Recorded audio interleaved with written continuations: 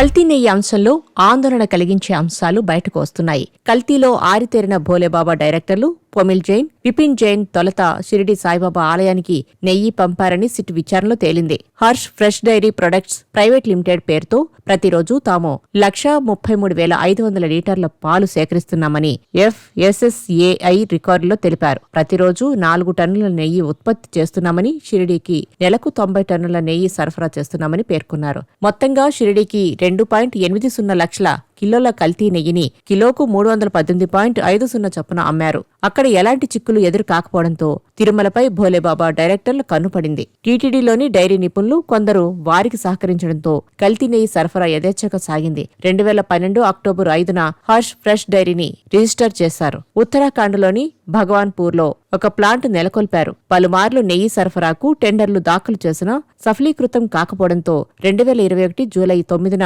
భోలేబాబా ఓరాగానిక్ డైరీగా పేరు మార్చారు. టీటీడీ పెద్ద మొత్తంలో నెయ్యి సరఫరాకు టెండర్లు పిలుస్తుండటంతో 2021 డిసెంబర్లో ఉత్తరప్రదేశ్ రాష్ట్రం ఫతేపూర్లోని మరో డైరీని లీజుకు తీసుకున్నారు. నాటి TTD chairman YV Subba Reddy PA Chinnappanna ఒత్తిడితో భోలేబాబా డైరీపై కొనుగోళ్ల విభాగం అధికారులు అనర్హత వేటు వేశారు. దాంతో భోలేబాబా నిర్వాహకులు అంతకు ముందే సంప్రదింపులు జరిపిన వైష్ణవి, మాల్ గంగా, ఏఆర్ డైరీలను తెరపైకి తీసుకొచ్చారు. వైష్ణవికి కిలోకు 2% కమిషన్, మాల్ గంగాకు కిలోకు 4.50 చొప్పున చెల్లిస్తామని ఒప్పందం చేసుకున్నారు. భోలేబాబా డైరీ బహిరంగ మార్కెట్లో నెయ్యి అమ్మకాలు పెద్దగా చేయదు. కేవలం ఆలయాలని ఆ డైరీ డైరెక్టర్లు లక్ష్యంగా చేసుకున్నారు.